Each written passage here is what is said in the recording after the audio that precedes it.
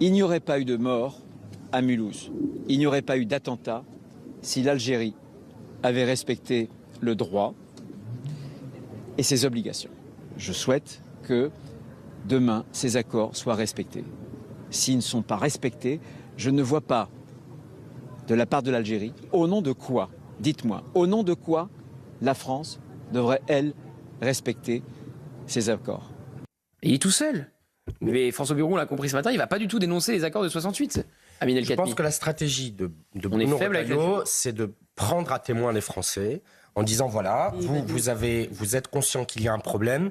Moi, je suis conscient comme ministre de l'Intérieur qu'il y a un problème. J'ai des solutions à proposer, mais vous voyez, je suis empêché par un président de la République qui, de toute façon, ne bougera pas parce qu'il ne souhaite pas que la solution soit trouvée. La seule solution face aux Algériens qui nous crachent dessus, mais on pourrait faire l'historique depuis quelques mois, tout ce qui a été fait, notre ambassadeur qui a été convoqué à Alger, notre ambassadeur en Algérie qui a été convoqué, c'est une forme d'humiliation, et on continue à se faire humilier, et on a un président de la République qui a peur. Mais les mêmes raisons qui expliquent son inaction sur l'Algérie, ce sont les mêmes raisons qui ont fait qu'il n'est pas venu manifester contre l'antisémitisme, ce sont les mêmes raisons qui font qu'il ne prend pas à bras le corps la lutte contre l'islamisme, c'est qu'il a peur. Le président de la République a peur qu'un certain nombre de Français ou de Français d'origine puissent réagir à d'éventuelles sanctions contre l'Algérie. Voilà. S'il a peur, c'est que l'État est faible. C'est ça qui est grave.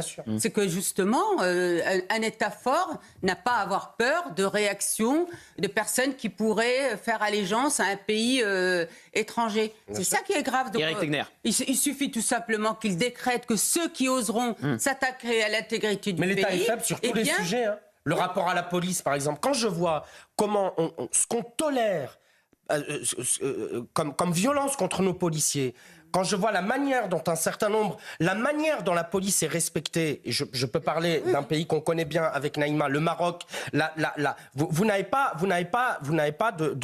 la façon dont on se comporte avec les policiers en France est invraisemblable. Et même la population trouve ça invraisemblable qu'on puisse... Et bien sûr, quand vous parlez à des Marocains, ils vous disent, mais ce que vous tolérez, ce que vous acceptez en France, on était au salon et au Maroc, tu touches à un touriste. Mais je discutais avec des diplomates marocains au salon de l'agriculture. On est beaucoup plus en sécurité au Maroc qu'en qui France. nous regardent notre chaîne d'ailleurs, donc je les salue s'ils nous regardent ce soir, qui me disaient, mais ce que vous tolérez en France contre la police, contre les institutions, contre l'État, la manière dont vous laissez prospérer l'islamisme, les frères musulmans, par rapport à ce qu'on fait nous chez nous, ce que tolère la France est sidérant. Et d'ailleurs, ils disent même qu'on leur rend pas service parce qu'on a tendance du coup à exporter nos radicaux dans ces pays-là. Allez, c'est pas un exposé sur le Maroc. Éric Tegner.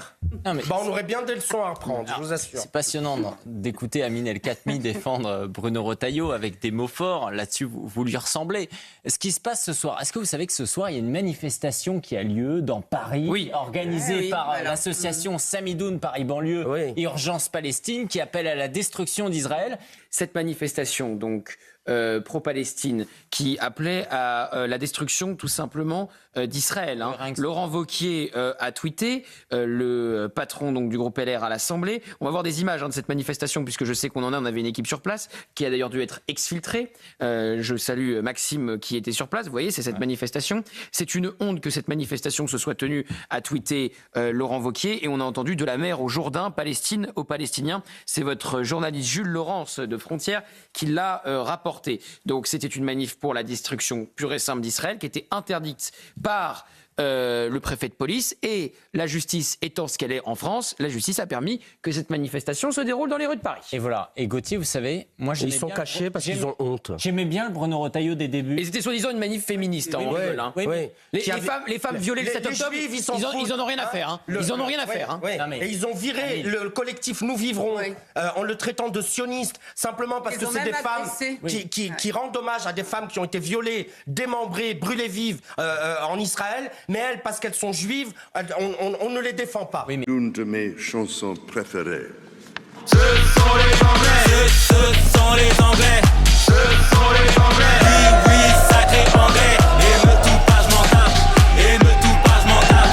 Et me tout pas, je m'en tape. Non, on ne touche pas les enfants. Ce sont les Anglais, ce sont les Anglais.